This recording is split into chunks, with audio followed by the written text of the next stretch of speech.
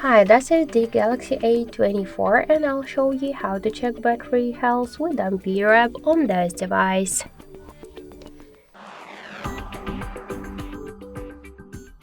So first we should get the Ampere application from the Play Store and in the search pool enter the Ampere. So just to get this application we should tap the install button and wait a couple of seconds. Then just tap to open the app, click to yes I agree, pick close and tap to OK.